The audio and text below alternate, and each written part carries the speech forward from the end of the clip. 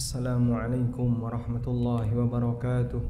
Innal hamdalillah nahmaduhu wa nasta'inuhu wa nastaghfiruh wa na'udzu billahi min shururi anfusina wa sayyiati a'malina. May yahdihillahu fala mudhillalah wa may yudlil fala hadiyalah. Wa ashhadu an la ilaha illallah wahdahu la syarikalah. Wa ashhadu anna Muhammadan abduhu wa rasuluh. Ya ayyuhalladzina amanu taqullaha haqqa tuqatih wa la tamutunna illa wa antum muslimun. Ya ayyuhan nasu taqu rabbakumul ladzi khalaqakum min nafsin wahidah wa khalaqa minha zawjaha wa batha minhuma rijalan katsiran wa nisaa'a wattaqullaha alladzi tasaaluna bihi wal arham innallaha kana 'alaikum raqiba. Ya ayyuhalladzina amanu taqullaha wa qulu qawlan sadida yuslih lakum a'malakum wa yaghfir lakum dhunubakum wa man yuti'illaha wa rasulahu faqad faza fawzan 'azima. Amma ba'du fa inna asdaqal hadithi kitabullah wa khairal huda huda nabiyyina Muhammadin sallallahu alaihi wasallam wa syarral umuri muhdatsatuha fa inna kulla muhdatsatin fid dini bid'ah wa kulla bid'atin dhalalah wa kulla dhalalatin finnar. Wa usalli wa usallim ala nabiyyina Muhammadin wa ala alihi wa sahbihi ajma'in. Hadirin jamaah Jumat di belakang Allah, Tariq bin Syihab meriwayatkan, satu ketika datang seorang Yahudi menghadap Amirul Mukminin Umar bin Khattab radhiyallahu anhu. Yahudi ini mengatakan, "Inna fikum ayatan law nazalat fina ma'syaral yahud la ja'alnahu 'idan." Di tengah kalian ada satu ayat dalam Al-Qur'an. Andaikan ayat itu turun kepada kami, maka kami akan jadikan hari turunnya ayat itu sebagai hari raya atau hari besar. Mendengar ini Umar bertanya kepada si Yahudi itu, "Ayat apa yang kamu maksud?" Kemudian Yahudi itu mengatakan, "Al-yawma akmaltu lakum dinakum wa atmamtu alaikum ni'mati wa raditu lakumul Islam madina." Surat Al-Maidah ayat yang ketiga. Peristiwa ini menunjukkan bahwasanya dalam Taurat tidak ada pernyataan bahwa syariat telah disempurnakan. Pernyataan itu hanya disebutkan oleh Allah Subhanahu wa taala dalam Al-Qur'an yang diturunkan oleh Allah untuk umat yang terakhir, yaitu umat Nabi Muhammad sallallahu alaihi wasallam. Dan Allah Subhanahu wa taala jadikan bahwa kelengkapan syariat ini sebagai nikmat bagi umat muslim yang merupakan umat Muhammad sallallahu alaihi wasallam. Karena itu Al-Hafidz Ibnu Katsir rahimahullahu taala ketika beliau menjelaskan ayat ini, beliau mengatakan, "Hadhihi akbaru ni'amillahi azza wa jalla ala hadhil ummah haitsu akmalallahu taala lahum dinahum." Ini merupakan nikmat yang paling besar yang Allah Subhanahu wa taala berikan kepada umat ini, di mana Allah Subhanahu wa taala telah sempurnakan agama mereka. Fala yahtajuna ila dinin ghairihi, sehingga kaum muslimin tidak butuh untuk belajar agama yang lain sebagai perbandingan. Wala ila nabiyyin ghairi nabiyihim sallallahu alaihi wasallam, dan kaum muslimin tidak perlu meniru nabi yang lain selain Nabi Muhammad sallallahu alaihi wasallam. Walihada ja'alahu Allahu khatamal anbiya, karena itu Allah Subhanahu wa taala jadikan Nabi Muhammad sallallahu alaihi wasallam sebagai penutup para nabi. Kaum muslimin yang kami hormati, Allah sebut agama ini sebagai nikmat, sehingga Allah Subhanahu wa taala mengatakan, "Al-yauma akmaltu lakum dinakum wa atmamtu alaikum ni'mati." Pada hari ini telah aku sempurnakan agama kalian dan aku sempurnakan nikmatku untuk kalian. Nikmat yang dimaksud dalam hal ini adalah, nikmat yang dimaksud dalam ayat ini adalah nikmat berupa kesempurnaan Islam. Pertanyaannya, jika syariat ini merupakan nikmat, apakah kita sudah menganggapnya sebagai nikmat? Jika syariat ini Allah Subhanahu wa taala sebut sebagai anugerah, apakah kita sudah menilainya dan menerimanya sebagai anugerah? Ataukah sebaliknya? Banyak orang yang terkadang mempelajari syariat, ditunjukkan bagian mana yang halal, bagian mana yang haram, mana yang boleh, mana yang tidak boleh, dia anggap itu menyusahkan. bukan sesuatu yang menggembirakan. Apakah kita termasuk di antara mereka? Orang yang menjadikan syariat ini sebagai sesuatu yang dianggap menyusahkan, bukan dianggap mengembirakan. Berarti kita tidak merespon yang seimbang. Allah sebut itu nikmat, tapi kita sebut itu azab. Maka mereka yang keberatan untuk mempelajari syariat Islam, keberatan untuk mengenal mana yang boleh, mana yang tidak boleh, keberatan untuk mengenal mana yang halal, mana yang haram, karena tidak sejalan dengan kebiasaan dia sehari-hari, bisa jadi dia terjangkiti penyakit, tidak bisa mensyukuri nikmat yang terbesar. Anda diberi sebuah hadiah, begitu Anda terima hadiah itu, Anda sobek dan Anda buang di hadapan pemberi hadiah. Kira-kira apa respon sang pemberi hadiah? Mungkin dia akan sangat kecewa.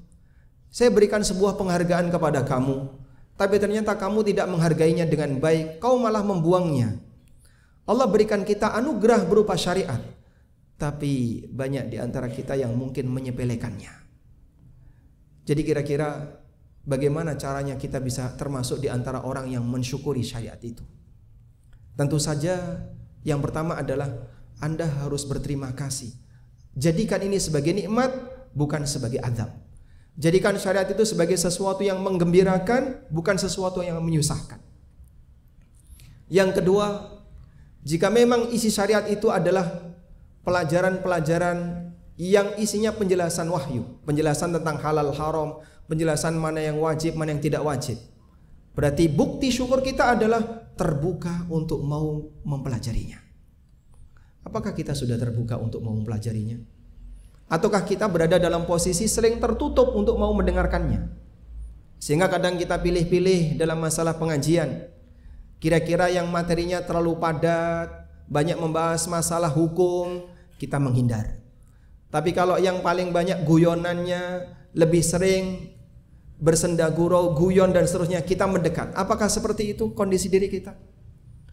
Jadi kira-kira kita berada di mana? Orang yang terbuka untuk menerima penjelasan syariat, ataukah lebih mementingkan hiburan? Dan bisa jadi kita berada yang kedua. Saya sendiri menganggap diri saya belum mensyukuri 100% syariat Allah. Kegiatan belajar yang kita lakukan sehari-hari belum sepenuhnya secara maksimal kau telah memberikan seluruh waktumu untuk ilmu yang telah Allah berikan kepada Nabi SAW. Ibaratnya saat kita menerima hadiah, mungkin masih banyak dari bagian hadiah itu yang belum kita syukuri dengan baik. Maka jamaah yang dimuliakan Allah, ketika Allah memberikan penjelasan, lalu dalam penjelasan itu berisi aturan dan seterusnya, hakikatnya itu adalah bukti kasih sayang Allah kepada kita. Karena Allah sama sekali tidak punya kepentingan ketika Allah mengatur hambanya, kita mau taat, mau maksiat, Allah tetap maha kuasa. Begitu kita beribadah kepada Allah, jangan sampai kita punya perasaan kerajaan Allah akan bertambah. Pada saat kita durhaka kepada Allah, jangan sampai timbul dalam diri kita kekuasaan Allah berkurang sepeser pun tidak. Dalam sebuah hadis qudsi, Nabi SAW bersabda, Allah berfirman, Ya ibadi, law anna awwalakum wa akhirakum wa insakum wa jinnakum kanu ala atqa qalbi rajulin wahidin minkum. Wahai para hambaku, andaikan makhluk pertama sampai yang terakhir, jin dan manusia, semuanya menjadi makhluk yang hatinya paling bertakwa di antara kalian. Apa kata Allah Ta'ala? Ma zada fi mulki syai'a, sepeser pun itu tidak menambah kerajaanku. Ya ibadi, law anna awwalakum wa akhirakum wa insakum wa jinnakum kanu ala afjari qalbi rajulin wahidin minkum. Wahai para hambaku, andaikan makhluk pertama sampai yang terakhir, jin dan manusia, mereka menjadi makhluk yang paling jahat hatinya di antara kalian. Ma naqasa dzalika fi mulki syai'a, kata Allah, sepeser pun itu tidak mengurangi kerajaanku. Sehingga kita berbuat taat hakikatnya untuk diri kita, maksiat juga akibatnya dan dampak buruknya kembali kepada kita. Allah kasih kita penjelasan, Allah kasih kita syariat, bukti bahwasanya Allah sayang sama kita. Untuk sebuah akibat yang tidak pernah kita pikirkan, yaitu di akhirat, yang tidak pernah terlihat oleh mata, tidak pernah terdengar oleh telinga, karena itu bagian dari rahasia Allah Subhanahu wa taala. Namun Allah beritakan akan ada A, akan ada B, ada azab bagi mereka yang tidak mau taat, dan ada pahala surga bagi mereka yang mau taat. Syukur kita yang pertama, kita buat diri kita mau terbuka terhadap ilmu. Maka Bapak Ibu yang dimakan Allah, di saat Anda mau belajar agama, mau mengenal mana yang boleh, mana yang tidak boleh, mau mengenal bagaimana cara sholat yang benar, mau mengenal bagaimana cara wudhu yang benar, mau mengenal bagaimana cara ibadah yang benar, itu berarti dalam hati Anda ada bentuk syukur kepada kesempurnaan syariat ini. Tapi ketika kita tertutup, berarti kita nggak ngubris dengan hadiah itu. Dan ingat, mereka yang tidak ngubris dengan hadiah Allah Subhanahu wa taala ada konsekuensi besar. Allah Subhanahu wa taala berfirman di surat Thaha, "Wa man a'rada 'an dzikri fa inna lahu ma'isyatan dhanka wa nahsyuruhu yaumal qiyamati a'ma." Barang siapa yang enggak gubris dari peringatan yang aku turunkan, enggak pernah mau belajar, enggak pernah mau mengenal, Jumatan saja ditinggal tidur, kajian enggak pernah mau datang. Jadi hati dia tidak pernah terisi dengan mendengar firman Allah, sabda Nabi SAW. Kata Allah Subhanahu wa taala, "Fa innalahu ma'isyatan dhanka." Dia akan mendapatkan kehidupan yang sempit. Wa nahsyuruhu yaumal qiyamati a'ma, dan kami akan bangkitkan dia besok di hari kiamat dalam kondisi buta. Lalu orang ini bertanya, "Qala rabbi lima hasyartani a'ma wa qad kuntu basira." Dia bertanya, "Ya Allah, kenapa engkau bangkitkan aku dalam kondisi buta sementara dulu aku bisa melihat?" Qala, jawab Allah Subhanahu wa taala, "Qala kadzalika atatka ayatuna fanasitaha wa kadzalikal yauma tunsa." Allah berfirman, demikianlah dulu ketika hidup di dunia, atatka ayatuna fanasitaha, sudah datang kepadamu peringatan dari kami, tapi kau enggak gubris, kau melupakannya. Fakadzalikal yauma tunsa, maka demikian pula pada hari ini kau dilupakan. Allah Subhanahu wa taala enggak gubris sama orang ini sehingga dia tidak diberi pertolongan dalam suasana yang serba menakutkan. Mudah-mudahan kita tidak termasuk di antara orang yang mendapatkan ancaman semacam ini. Kita berusaha untuk terbuka terhadap syariat yang diberikan oleh Allah Subhanahu wa taala. Kalaupun ada yang berbeda, bisa diselesaikan dengan diskusi, bukan dengan kemudian meninggalkan. Aku enggak mau sama dia, apa yang dia sampaikan enggak benar. Dari mana Anda bisa menilai demikian? Terbuka terlebih dahulu, itulah kata kunci bahwasanya kita adalah orang yang bersyukur terhadap syariat Allah Subhanahu wa taala. Demikian sebagai khutbah yang pertama, semoga bermanfaat. Aqulu qauli hadza wa astaghfirullah. Alhamdulillahi wa kafa, wassalatu wassalamu ala rasulil mustafa wa ala alihi wa sahbihi wa mawalah, wa ashhadu an la ilaha illallah wahdahu la syarikalah, wa ashhadu anna muhammadan abduhu wa rasuluh. Ya ayyuhalladzina amanu taqullaha haqqa tuqatih wa la tamutunna illa wa antum muslimun.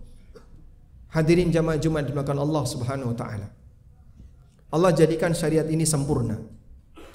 Dan ketika kita mengakui bahwasanya syariat ini telah sempurna, maka tidak boleh ada penambahan, sebagaimana tidak boleh ada pengurangan. Menambahi sesuatu yang sudah sempurna itu bukan memperbaiki, tapi ngerusak. Karena itu ketika ada sebuah ajaran apapun, baik dalam masalah ibadah, baik dalam masalah ahkam, dalam masalah hukum, dalam masalah praktek aturan muamalah dan seterusnya, nambah-nambahi aturan dan nambah-nambahi aktivitas ibadah yang tidak pernah diajarkan, kita paham sesuatu yang sempurna seharusnya tidak ditambahi. Ikuti saja sebagaimana panduan yang ada dan jangan ditambahi, karena nambahi itu justru akan merusak dan bukan memperbaiki. Kita punya dua mata, itu sempurna. Ditambahi satu mata bukannya semakin indah, tapi makin menakutkan. Apalagi dengan syariat Allah Subhanahu wa taala. Karena itu jangan sampai kita menambahi aturan, sebagaimana kita juga tidak boleh mengurangi aturan. Yang ini merupakan kebiasaan buruk yang dilakukan oleh orang Yahudi, yang Allah firmankan dalam Al-Quran, yuharrifunal kalima amma wadhi'ihi. Mereka mengganti-ganti isi dari Taurat tidak sesuai dengan aslinya. Bahkan mereka juga mencoba untuk memalsukan Quran, tapi nggak berhasil. Dan Anda bisa lihat kondisi tidak seimbang. Orang Yahudi berusaha untuk memalsukan Al-Quran, membuat Quran palsu. Dan itu tidak berhasil karena Quran dijaga oleh Allah. Dan kaum muslimin tidak pernah melakukan pembalasan yang semisal. Apakah pernah dalam sejarah kaum muslimin berusaha mencoba memalsukan isi Taurat? Gak pernah. Taurat sudah palsu di tangan mereka. Walhamdulillah. Dan kita bersyukur kepada Allah ketika Allah Subhanahu wa taala menjaga keutuhan syariat ini. Tinggal selanjutnya, apakah Anda mau terbuka untuk menerimanya ataukah memilih posisi yang kedua, lebih cenderung tertutup untuk menerimanya. Kita mohon kepada Allah, semoga Allah Subhanahu wa taala menjadikan hati kita sebagai hati yang baik, hati yang disucikan dari berbagai macam dosa dan maksiat, dan Allah Subhanahu wa taala jadikan hati kita bisa ditembus oleh hidayah. Allahumma shalli ala Muhammad wa ala ali Muhammad kama shallaita ala Ibrahim wa ala ali Ibrahim innaka Hamidum Majid. Allahumma ighfir lil mu'minina wal mu'minat wal muslimina wal muslimat al ahya'i minhum wal amwat innaka sami'un qaribun mujibu da'awat ya qadiyal hajat. Rabbana ighfir lana wal ikhwanina alladhina sabaquna bil iman wa la taj'al fi qulubina ghillan lil ladzina amanu rabbana innaka raufur rahim. Allahumma inna nas'alukal huda wat tuqa wal afafa wal ghina. Rabbana atina fid dunya hasanah wa fil akhirati hasanah wa qina adzabannar. Wa sallallahu ala nabiyyina Muhammadin wa ala alihi wa sahbihi wa sallam. Wa akhiru da'wana anil hamdulillahi rabbil alamin wa qumu ila salatikum.